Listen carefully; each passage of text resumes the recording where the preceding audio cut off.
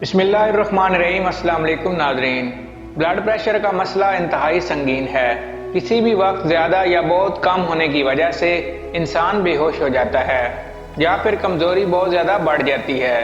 جہاں عام دنوں میں اس بیماری کے لیے مختلف ادویات استعمال کی جاتی ہیں، وہیں رمضان میں کیسے بلڈ پریشر کو کنٹرول کیا جا سکتا ہے۔ اگر آپ بھی اس کے متعلق معلومات حاصل کرنا چاہتے ہیں تو ہمارے ساتھ جڑے رہیے۔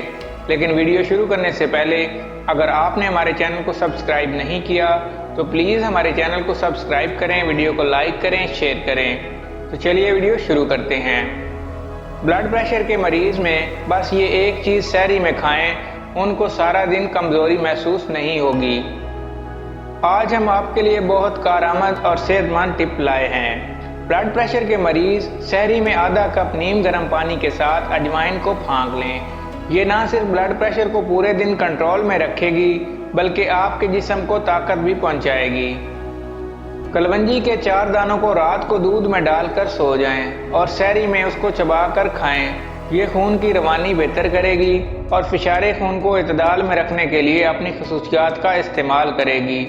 اگر آپ کو ہماری یہ ویڈیو اچھی لگے تو ہمارے چینل کو سبسکرائب کریں، ویڈیو کو لائک کریں، شیئر کریں۔ Thank you.